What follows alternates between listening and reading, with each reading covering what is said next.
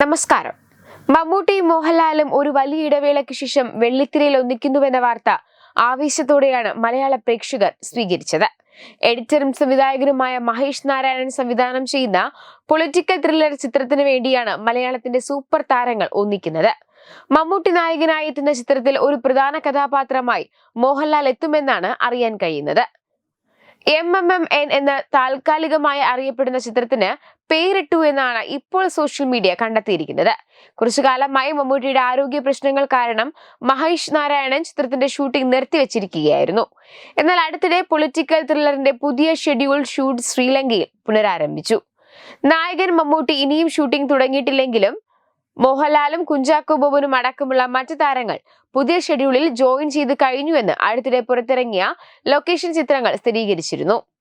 ഇതിനിടെ ശ്രീലങ്ക ടൂറിസം വിഭാഗം തങ്ങളുടെ ഒഫീഷ്യൽ എക്സ് പേജിൽ ഷെയർ ചെയ്ത ഒരു പോസ്റ്റിൽ നിന്നാണ് മഹേഷ് നാരായണൻ സംവിധാനം ചെയ്യുന്ന ചിത്രത്തിന്റെ പേര് സോഷ്യൽ മീഡിയ കണ്ടെത്തിയിരിക്കുന്നത്.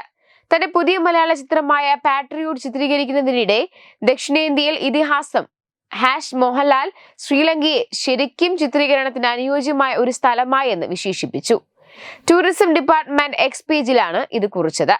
ദക്ഷിണേന്ത്യൻ ഇതിഹാസം മോഹൻലാൽ ശ്രീലങ്കയെ ശരിക്കും ചിത്രീകരണത്തിന് അനുയോജ്യമായ ഒരു സ്ഥലമായി എന്ന് വിശേഷിപ്പിച്ചു. മോഹൻലാലും ശ്രീലങ്കൻ ടൂറിസത്തിന്റെ ഉന്നത ഉദ്യോഗസ്ഥരും അടങ്ങുന്ന ഒരു ചിത്രം കാണാം.